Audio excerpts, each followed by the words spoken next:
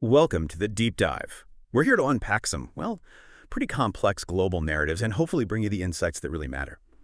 Today, we're definitely embarking on a journey into a, let's say, challenging perspective. For many, it might even feel quite provocative.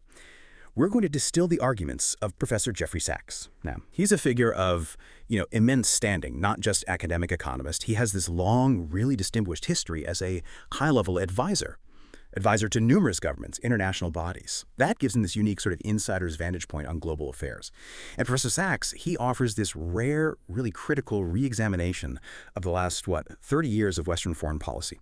He fundamentally questions not just the stated goals, which is interesting enough, but crucially, the actual outcomes.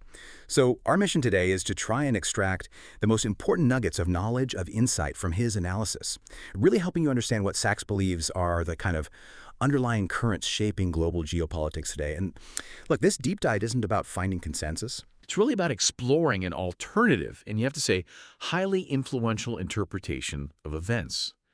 It's one that often runs starkly against the widely accepted narratives, particularly when it comes to motivations behind geopolitical shifts since the fall of the Soviet Union. It's a perspective that, honestly, whether you end up agreeing with it or not, it really demands our careful attention. It provides a crucial, just a different lens to view the ongoing global shifts through. And what's really striking about Sachs's analysis, I think, is how he finds this single continuous thread running through, decades of policy. He doesn't really see isolated incidents or reactive measures. Instead, what he presents is this comprehensive framework. It connects seemingly disparate events into a cohesive, though, highly controversial strategic narrative. It's definitely a very different way of connecting the dots. That's precisely it, exactly. So let's start there. Let's unpack this central thesis that Sachs puts forth. He calls it the U.S. Unipolar Project. He argues that, basically, since the collapse of the Soviet Union in 1991, U.S. foreign policy hasn't been a series of separate decisions, but one singular, continuous, unwavering project. And the goal: to establish and maintain global hegemony. Now, what he means by unipolar project, just to be clear, is a world system dominated by a single major power, the United States. After the Cold War's bipolar system ended, where power was mostly split between the U.S. and the Soviet Union. He paints a very vivid picture, actually, of a U.S. mindset during this period. One that, and this is his phrasing, believes we, the U.S., run the show. As he describes it, there was this consistent intention to clean up from the former Soviet Union, which I suppose implied integrating former Soviet republics and allies into a Western-led order, and also to take out any remaining Soviet-era allies, thinking of places like Iraq and Syria. This, he insists, has been the consistent foreign policy for over 3 decades. It doesn't matter which party was in the White House, which suggests, a deeply imbued institutional strategy, not just a series of disconnected policy choices made by different administrations. Now, what makes this even more compelling, or perhaps concerning, depending on your view, is that Sachs doesn't just present this as his observation. He really anchors this whole mindset, this strategic approach, to foundational geostrategy. He points specifically to Zbigniew Brzezinski's seminal 1997 work, The Grand Chessboard, American Primacy and its Geostrategic Imperatives. Brzezinski, of course, former U.S. National Security Advisor, he laid out this really comprehensive strategy for the U.S. to maintain global dominance after the Cold War. His core concept was that Eurasia, that vast landmass, Europe and Asia, that's the Grand Chessboard. That's where global power struggles are decided. The stakes, according to Brzezinski, were incredibly high. American primacy, he argued, hinges on preventing any single challenger or even a coalition from dominating this vast and resource-rich supercontinent. He's remarkably explicit about it. He stated quite plainly, for America, the chief geopolitical prize is Eurasia. So this isn't just about influence. It's about, control. Control over the very heartland of global power, preventing a peer competitor from rising on the continent that holds most of the world's population, resources, economic activity. It's big picture stuff. Right. And if we connect that grand strategy to the practicalities, Sachs argues that the primary instrument, the sort of consistent tool used in this unipolar project, has been the relentless step-by-step eastward expansion of NATO. Now, in Sachs's view, this isn't simply about inviting new members into a defensive alliance. No, it's about something much bigger, expansive geopolitical control. He actually describes the U.S. vision for NATO enlargement as extending, and this is quite a phrase, somewhere from Brussels to Vladivostok. That implies no end to eastward enlargement, which suggests this ambition to eventually encompass or at least control all the territory right up to Russia's far eastern borders. He uses another striking phrase, too. Quite alarming, really. He says the U.S. aims to have the peace on every part of the border. Any place without a U.S. military base is an enemy. That really paints a picture of it's a zero-sum mentality, doesn't it?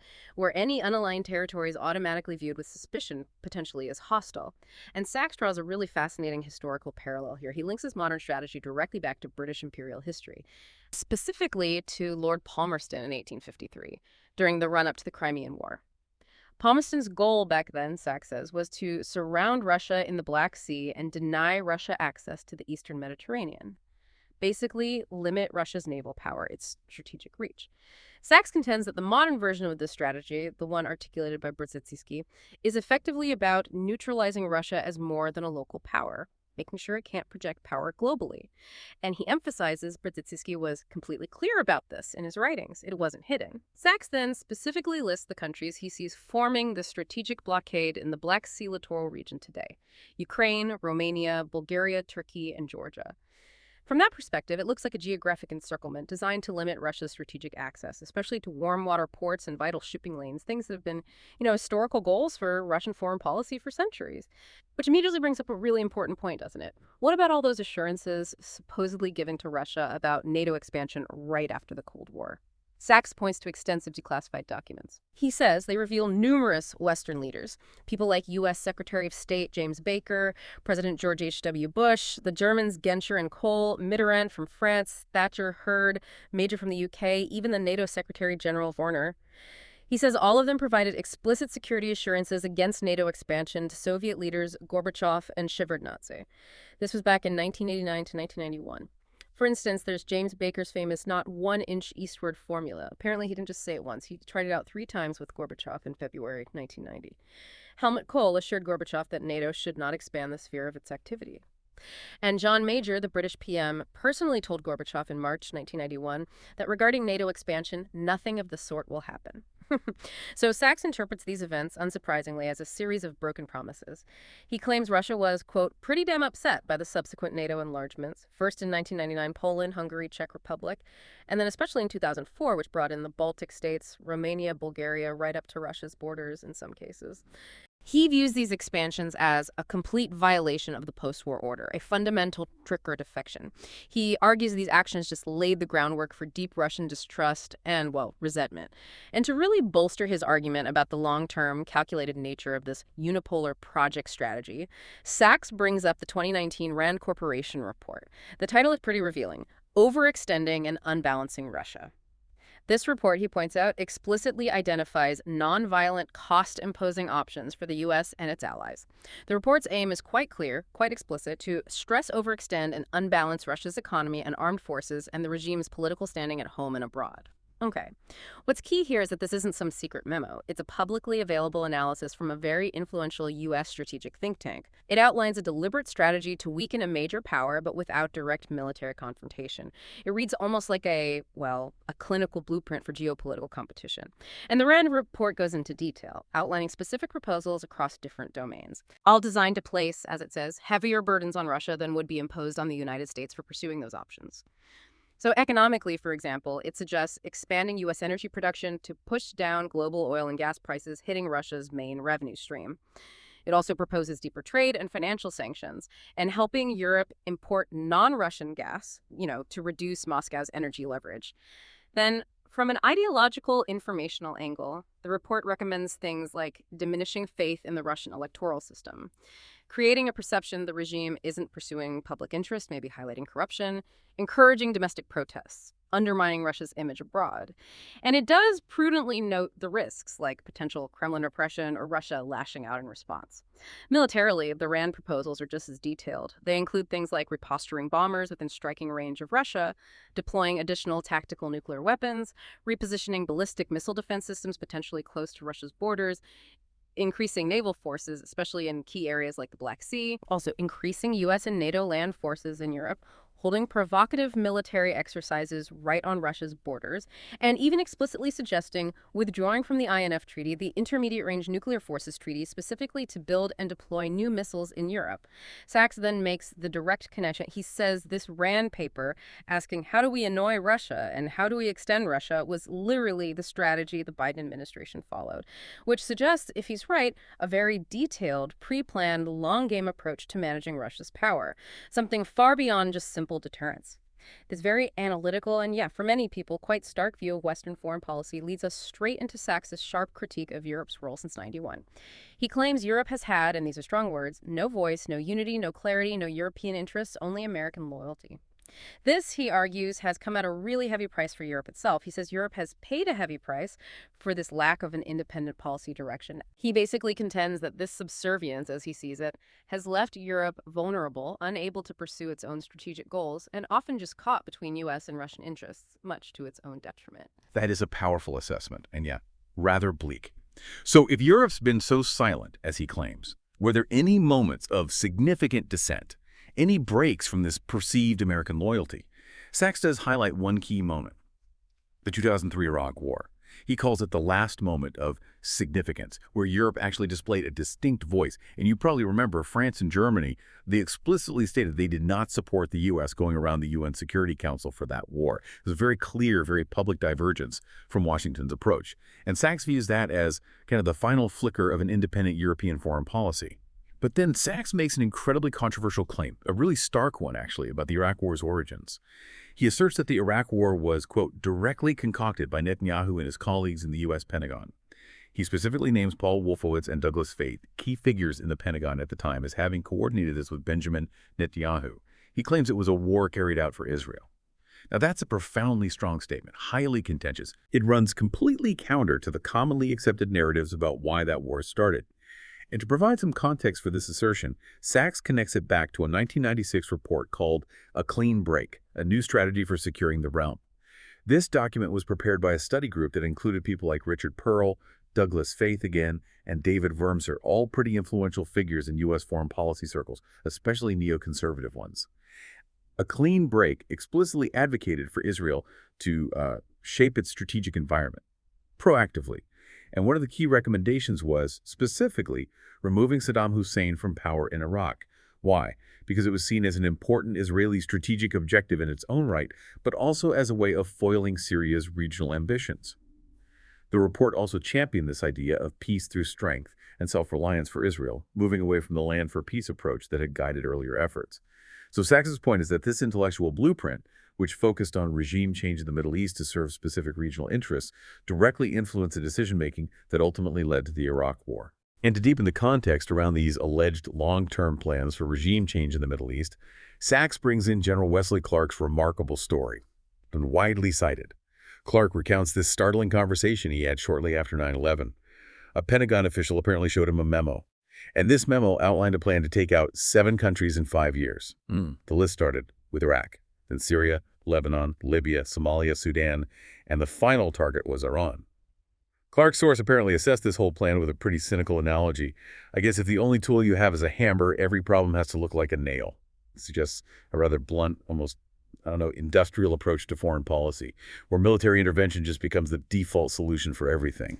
And Sachs argues that after the Iraq War in 2003, Europe just lost its voice entirely. It became a silent partner, seemingly unable or maybe unwilling to independently challenge U.S. foreign policy decisions anymore. Which brings us really directly to Sachs's most controversial argument, and for many people, perhaps the most difficult one to grapple with, his framing of the Ukraine war. He posits that this conflict shouldn't be viewed primarily as an unprovoked invasion, but rather as the direct and predictable outcome of that U.S. Unipolar Project pushing relentlessly against Russia's clearly stated red lines. And by red lines, we mean Russia's fundamental security interests, particularly around NATO expansion or the deployment of potentially hostile forces near its borders. He points to a really critical moment back in 2007. Vladimir Putin, speaking at the Munich Security Conference, delivered this explicit warning to the West. He said, "Stop, enough, stop now." That speech was a significant turning point. It publicly signaled Russia's growing unease, its deep concern about NATO expansion, and what it saw as the erosion of its own security. According to Sachs, the U.S. response to this clear warning in 2008 was immediate and, well, confrontational. He states the U.S. jammed down Europe's throat the idea of enlarging NATO to include Ukraine and Georgia, two countries right on Russia's border. And he directly connects this act, this push for enlargement, to the war that broke out in Georgia just a month later. He portrays it as a deliberate provocation, knowingly crossing what Russia saw as existential security boundaries and directly contributing to the instability in the region. So how does Sachs actually support this, very provocative narrative about the Ukraine conflict? He points to some specific historical claims, starting with the 2014 Maidan events in Ukraine, those widespread protests that led to the ousting of the pro-Russian president Viktor Yanukovych. Sachs argues the U.S. worked actively to overthrow Yanukovych in 2014. This directly contradicts the sort of standard narrative of a purely spontaneous popular uprising. His main piece of evidence for this claim, it's that notorious intercepted and leaked phone conversation from early 2014. It was between Victoria Nuland, who was the U.S. Assistant Secretary of State for European and Eurasian Affairs at the time, and Jeffrey Sachs, the U.S. ambassador to Ukraine, right? That call. It went viral pretty quickly. It revealed the two U.S. officials discussing, really in detail, the formation of a new Ukrainian government after Yanukovych. They were actively weighing which Ukrainian opposition leaders should be included. Nuland explicitly stated her preference for Arseniy Yatsenyuk, saying, Yats is the guy who's got the economic experience, the governing experience. They even talked about how to keep Vitaly Klitschko, another big opposition figure, out of key roles, essentially engaging in what some people called king-making, picking the next leader. And the call is probably most famous for Nuland's incredibly blunt dismissal of the EU's diplomatic efforts, her "fuck the EU" comment. For Sachs, this underscores the perceived unilateralism, the impatience of the U.S. approach. He calls this phone call the smoking gun. He argues it proves direct U.S. involvement in toppling a government and then micromanaging the installation of a new one, showing what he sees as a pre-planned operation. Beyond Maidan, Sachs also highlights the failure to implement the Minsk II agreement as another really critical point. This agreement, signed in 2015, was basically modeled on granting significant autonomy to the Russian-speaking regions in eastern Ukraine. It was meant to resolve the conflict that flared up after Maidan, and importantly, it was supported unanimously by the UN Security Council. That gave it considerable international legitimacy. However, according to Sachs, the US and Ukraine decided it was not to be enforced. He claims that Germany and France, who were supposed to be guarantors of the Normandy process that led to Minsk II, they just let it go, which, in his view, made it another direct American unipolar action with Europe as usual, playing a completely useless subsidiary role. From his perspective, this was a huge missed opportunity for peace, just bypassed by this continued push for a unipolar vision. Furthermore, Sachs points to the erosion of the nuclear arms control framework. He sees this as a critical factor that contributed to the current geopolitical climate. He notes the U.S. unilaterally abandoned the Anti-Ballistic Missile (ABM) treaty back in 2002. That was a cornerstone treaty, really, limiting missile defense systems to prevent an arms race. And then later, the U.S. pulled out of the Intermediate Range Nuclear Forces (INF) treaty in 2019. That treaty banned land-based missiles of certain ranges, significantly reducing the threat of a quick nuclear strike in Europe. Sachs ties this dismantling of arms control directly to the deployment of Aegis missile systems, which can be used for offense or defense in Poland, starting around 2010, and also in Romania. He states that Russia's main concern here is having missiles 7 minutes from Moscow. That represents what strategists call a decapitation strike, a rapid preemptive attack designed to take out a country's leadership before they can retaliate, basically preventing a counterattack. He cites Antony Blinken telling Sergei Lavrov in January 2022 that the U.S. reserves the right to put missile systems wherever it wants, which you can see, from Russia's perspective, creates this unacceptable, destabilizing threat right on its borders. And finally, Sachs makes this powerful assertion that the Ukraine war, certainly in its current form, is a pure proxy war. He claims that Putin's initial intention wasn't necessarily full-scale occupation, but to force President Zelensky to negotiate neutrality for Ukraine. And he claims that such negotiations actually happened within 7 days of the start of the invasion. However, he contends that Ukraine walked away unilaterally from a near agreement. Why? Because, he alleges, the United States told them to. He also suggests the UK, specifically then Prime Minister Boris Johnson, provided the icing to the cake, urging Ukraine to keep fighting. Sachs points to public statements Johnson reportedly made, explaining that what's at stake here is Western hegemony, not Ukraine. That's a direct quote Sachs uses.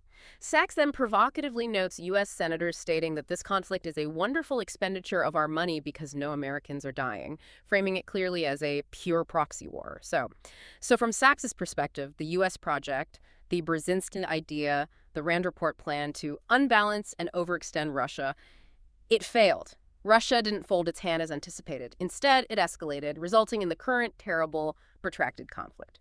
Okay, so given that really critical assessment of past policy, what does Sachs suggest for the future? He offers a pretty forceful prescription, especially for Europe. He advocates strongly for Europe to develop its own independent, realist foreign policy, and crucially, to construct a European security architecture separate from NATO. His advice to Europe is direct, quite uncompromising. Don't go begging to Washington because that won't help. He believes that a realist foreign policy for Europe means actually understanding Russia's situation, its legitimate security concerns perhaps, rather than being driven by what he terms Russophobia, this sort of irrational fear or dislike of Russia. His suggestion is actually quite simple on the face of it. Don't provoke the neighbor. This kind of approach would also mean a fundamental shift in how Europe thinks about defense spending.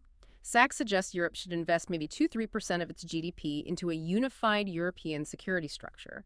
He thinks that's more realistic and effective than the 5% figure sometimes demanded by NATO, which he calls outlandish. And crucially, he emphasizes prioritizing European production and European technology for this security structure, not having the U.S. dictate its security needs, not relying so heavily on the American military-industrial complex.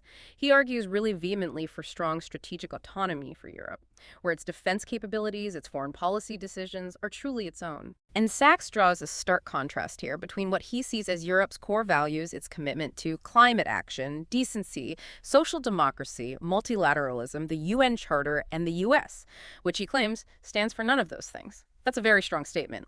As a concrete example of this divergence, he points to the issue of Palestine. He notes the U.S., often alongside just a handful of small nations, is the only country consistently vetoing a Palestinian state at the UN Security Council. This is an area where, he argues, Europe could have a big influence if it acted independently with a unified voice. It really raises an important question, doesn't it? Whose values are actually being defended by Europe's current foreign policy? And could a more independent stance lead to different outcomes, maybe one's more aligned with global consensus? That is a truly profound challenge he lays down. A call for Europe to fundamentally reassess its entire geopolitical alignment. And what Sachs is effectively saying, I think, is that Europe's natural relationship, if it were really pursuing its own interests and values, would actually be with Russia. He argues they have complementary economies, a very strong fit for mutually beneficial trade. Now that's a stark contrast to the current adversarial stance, isn't it? It suggests that economic logic could, maybe even should, override the geopolitical rivalry we see now. He sort of envisions this scenario where Europe's huge consumer markets and Russia's abundant natural resources could create this powerful, mutually beneficial trading bloc. And because of that potential, he stresses that direct diplomacy is essential. He's urging European leaders, go to Moscow, discuss with your counterparts, and crucially, negotiate with Russia. He's not advocating for, bombast or shouting matches.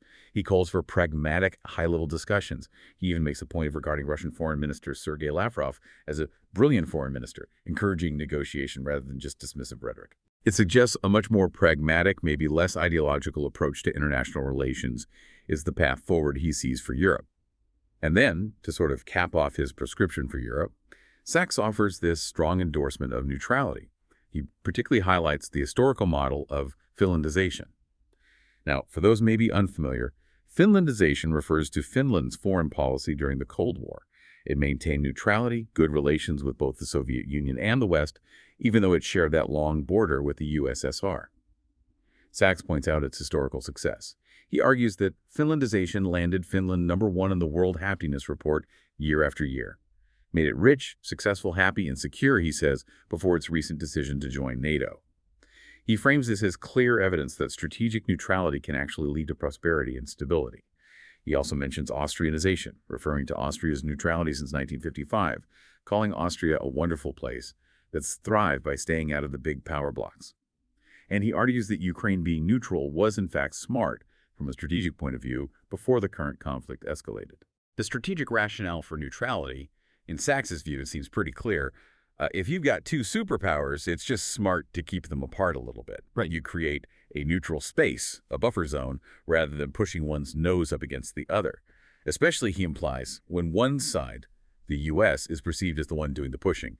Now, this contrasts really sharply with the views of figures like, say, Boris Johnson. Johnson, for instance, argues that NATO membership for Ukraine is now an inescapable logic, precisely because Russian aggression has followed our failure to admit Ukraine into NATO. He famously stated that not having Ukraine in NATO produced the worst war in Europe for 80 years. So that just highlights this fundamental disagreement, doesn't it, on both the cause of the conflict and the pathway to future stability. Sachs emphasizes neutrality. Johnson sees full integration to Western alliances as the only answer now. So what does all of this really mean for you as you try to navigate the complexities of global events day to day? Ultimately, Jeffrey Sachs's narrative, it offers this fundamental, yes, highly provocative challenge to the entire post-Cold War Western foreign policy consensus. It's a perspective that really demands our critical engagement, I think. His analysis forces us, really, to reconsider assumptions that might be deeply ingrained about the last 30 years of international relations. It's definitely a perspective that compels us to look beyond the surface narratives, maybe question the why behind some major geopolitical shifts, regardless of where you ultimately land on the issues yourself. Indeed.